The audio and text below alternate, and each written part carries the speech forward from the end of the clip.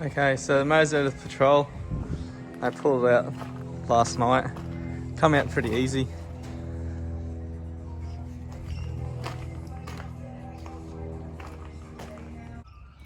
So just having a look. The head gasket looks like it's not the original one. It's like a performance one.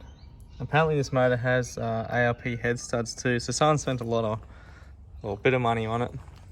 Once upon a time. Looks like the head has been reconditioned too. It's a good thing it's never been hot, because usually when they get hot these things melt off apparently. Just degreasing it. I'm gonna wash all the dirt off of it. This motor was sitting for a very long time.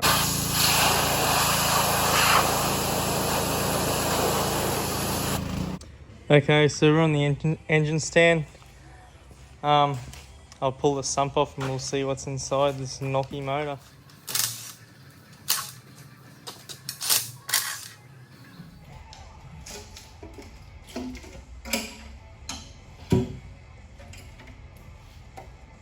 So after just pulling the sump off, it doesn't look very pretty. Like there's already a pile of metal shavings right there.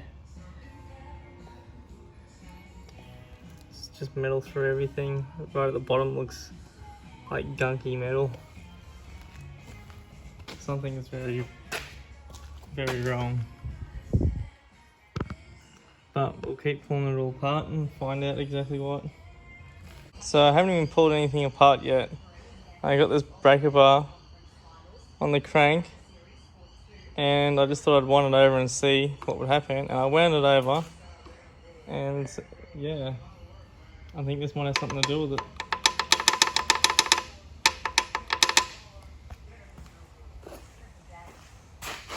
Goddamn boost.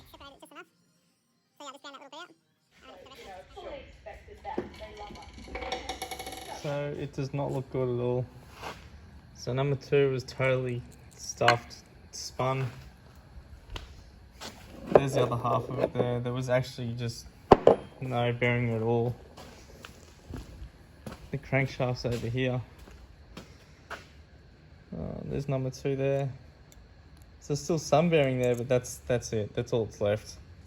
Everything else is just in a million pieces throughout the whole motor, which is actually really sad. I had a mate look at it and he reckons it would have been starving for oil.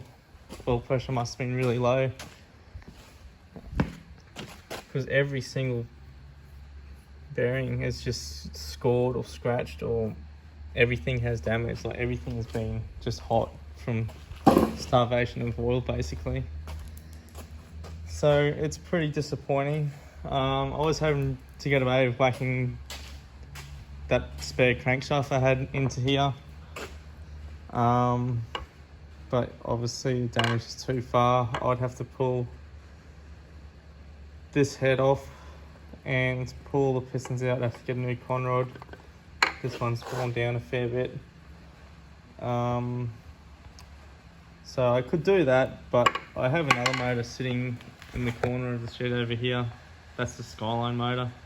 So it turns over a little bit. I think I'd be able to free it up pretty easily.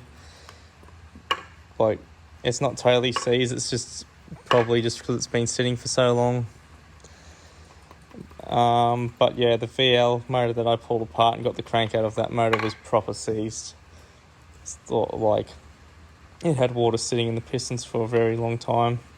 I'm actually surprised the crank was even okay in it. Well, half decent, I guess. But so yeah, I guess I really want to fix this motor, but I'm more leaning towards just getting that motor over there and putting all of this EFI kit and turbo manifold and using that motor and seeing how it goes, and just keeping this for a rainy day, I guess. But yeah, it's pretty disappointing.